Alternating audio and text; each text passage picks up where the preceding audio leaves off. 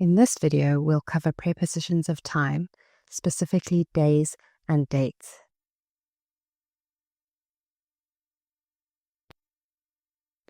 For months, without specific days, we use in. For example, my birthday is in June. School starts in September. She is going on holiday in July. However, for specific days or dates, we then use on. Her birthday is on the 20th of July. School starts on the 1st of September. They are leaving for their holiday on Monday. And for seasons, we use in. We often go to the beach in summer.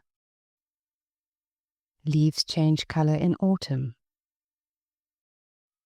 We wear scarves in winter. But please note, when talking about a specific season and not seasons in general, we then use in plus the. Let's take a look. I met her in the winter when I lived in London.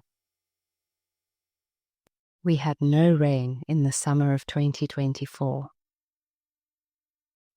Now let's look at some useful common expressions that people use when talking about the past. You could say yesterday, last night, last week, last month, last year, 2 days ago, 3 years ago, in 1999, in March, in the past, when I was a child, the other day, a long time ago, just now. And here's useful time expressions for the present. Today, this morning, this week, this year, now, right now, at the moment, these days, nowadays, every day, every week, always, usually, often, or currently. For example, I'm studying English right now. And lastly, let's look at some useful time expressions that we can use for the future.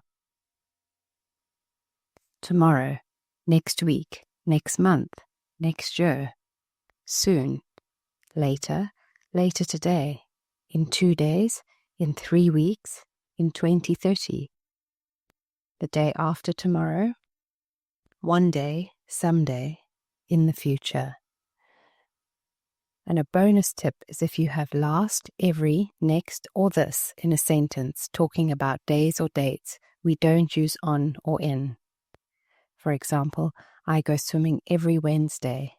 She visited her mother last week. We're going to the new restaurant next week, and the school holidays start this Monday.